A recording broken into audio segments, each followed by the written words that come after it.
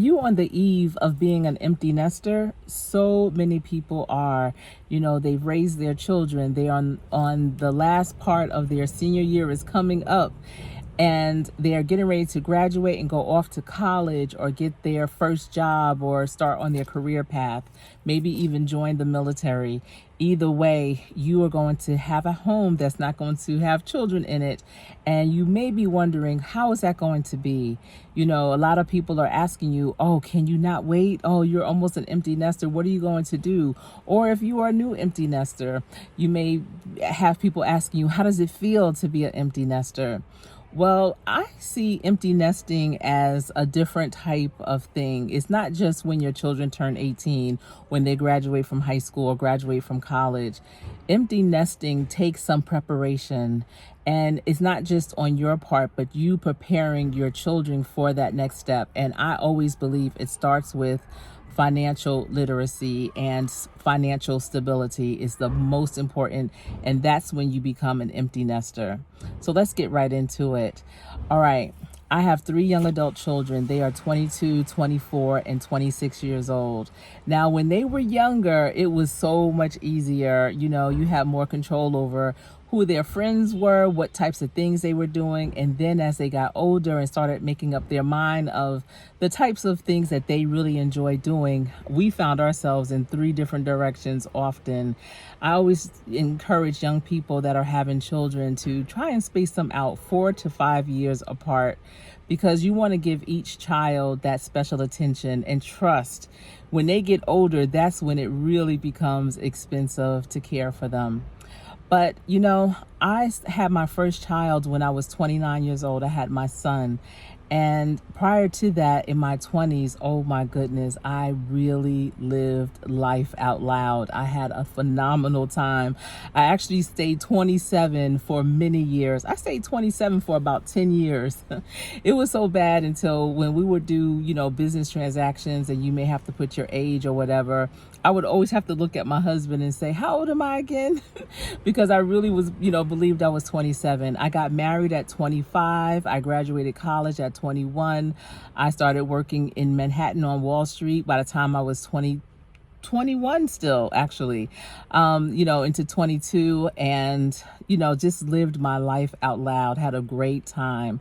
But I know that many people don't have that opportunity, especially if they start having children young. I knew a lot of mothers who had children my children's age, but they were a lot younger than me. They were like 10, some even 15 years younger than me. And as we were raising our children, they would say, oh, I can't wait until they're all grown and out the house. I'll still be young enough to live my life. Some of them, had their first child at, say, 20 years old, and they weren't even old enough to go to the bar, to hang out, to drink legally. And so they were looking forward to doing that without having the concerns of being that mother per se, because they would be empty nesters. And I was just really happy that I was able to get all that out of my system. Yes, I'm still young enough to do that still. And you can do it when you're a parent, absolutely, but it's just that level of responsibility when you have to make it home, because there are people there that are relying on you to be okay, either way. So I encourage young people to try and live your life out loud before having kids, so that when you have them, you're not wishing that, oh, I just want to do me. I used to hear that a lot from mothers, especially. I just want to do me. What does doing me mean? I did me when I was in my 20s, for sure. I didn't have to wait until my children got grown to do me. And now I'm at a point where I could do me again in a different way as a more vintage person. But, empty nester, it doesn't just start when they graduate from high school or college. You have to definitely be emotionally prepared yourself, and you have to prepare them emotionally to be able to adult. Adulting is not easy. I've had people tap out of programs that I have, and they would tell me, Miss Sherri, I just can't adult. And I remember one young man had said that, and he had 3 young children. And I was like, but wait, you're going to be a role model for your kids. And how about when they get into situations where it's challenging, how are you going to tell them to cope when you're not learning those techniques yet yourself? And he was like, I don't know, I just have to deal with it when it comes, but I just can't adult right now. And so teaching them the things that it takes to be successful, having work ethics, having integrity, understanding what their values are, their goals, and what it takes to acquire their goals, to have stick-to-itness. Those are things that you need as a parent to continuously groom your children with before they become an adult, so that when they are adults, when they are taking care of themselves and you are an empty nester, you are rest assured that they are out there doing the best that they can. Because right now, if they're home with you, right now is their practice. So give them little things to be responsible for and show them how to be responsible, because those are the things they're going to have to do once they are an adult. Next, you want to prioritize financial goals. Have them see how you set your financial goals, how you save, how you pay your bills, how you set up your accounts. Let them be part of that process. Let them be part of that discussion. It's not about them having an opinion with the discussion, but let them hear the things that you're saying. I know that I connect people with mentors all the time, and one of the most valuable things that they do when they are with their mentors is sitting in on meetings, on think tank strategic meetings that their mentors may have in their industry with their team, so they can hear the jargon and the different types of ways that they troubleshoot and critically think through things. Let your children see how you do that as well. That's going to be very important, because those are habits that they are going to take into their adult life. And if you want them to leave the nest successfully, then you're going to have to teach them that. Just because your house may be empty does not mean that your nest is. Because if you're not preparing your children for the life after the nest, then they will always be coming back to that nest for those worms. And you don't want them to come back if not necessary. If they can stand on their own 2 feet, you want them to do that. And the way to do that is to help them prepare for that. Okay, practical tips for managing finances during the transition. So some tips I would say for sure is to build their credit up. Make sure that they can get what they need financially on their own. So if they have the funds to do it, but they don't have the credit to get it, then that means that you might have to co-sign for them. And, especially if they're like 18 years old, you may have to do something like that. But if they're in their early 20s, 21, 22, prior to that, help them get some type of credit, but have them sit down with a planner, have them connect and develop a relationship with a financial planner, with an accountant, with a banker, so they can start developing their team. No matter how much money they make or what type of career they're on, it's so important to have connections with people that they can talk to who are experts in the financial field. So this way, if they need a loan for an automobile or for a home, they already have that relationship with their banker or their financial institution, and they can possibly go to them for that loan, and they already know the history of your child, and it's good, and they have a better chance of getting that. Let me tell you, networking and connections take people a long way. It is incredible, and the more I say it, I hope that you are really taking heed to it, because it is so true. So definitely you want to help them to do that. Help them build up their savings and let them know the difference between their savings, their checking. Help them budget, setting up a budget. I know Bank of America has a free online, it's called Better Money Habits, and they have different modules on there. And no matter how young your child is, I would say maybe 4th grade up, maybe have them start looking at those videos and hear the information that's on them, because it's really good. It's called Better Money Habits, and it's developed by Bank of America. It's really a great program, because you want them to be financially literate. If they're not, then you won't be an empty nester, because you'll always be assisting them with one thing or another, one bill or another, And so adjusting for you is going to be something as well. Now you may find yourself with discretionary funds that you didn't have before. And, what are you going to do with that? Are you going to just spend it up, gobble it up, or are you going to put it in towards a savings?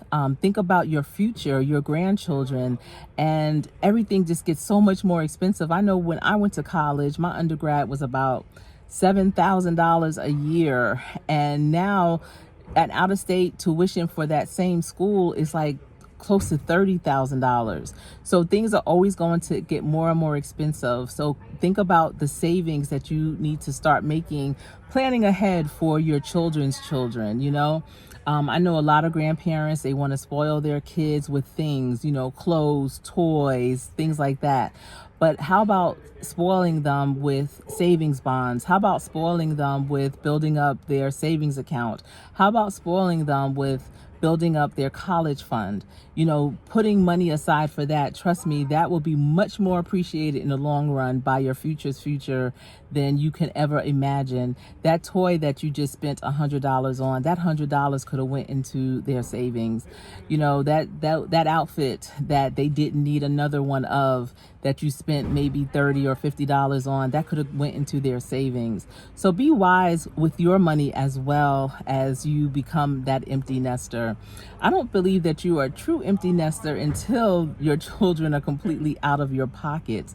It's not so much out of your house, it's out of your pockets. So you want to encourage them and support them as they grow into not just their jobs, but a career. You want to make sure they are on a career path. Even if it's a job that they have, it's a today job, let them see what other areas or other avenues they can go down even within that.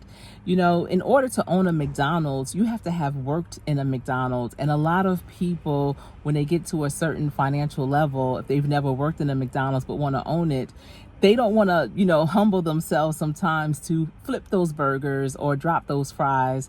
So if your child is working at McDonald's, let them see that big picture that, you starting right here as a cashier at McDonald's or, flipping burgers, but one day you could be in position to own a McDonald's. Encourage them to talk with the manager. Encourage them to, if the owner comes through, to have conversations with the owner. Request to have conversations with the owner of that franchise, because you just never know. And I know a lot of franchises have different development opportunities, for the future. So definitely encourage them to look at it in that way and not just as a job, any job. But again, I just wanted to come and talk with you about the true meaning of empty nesters.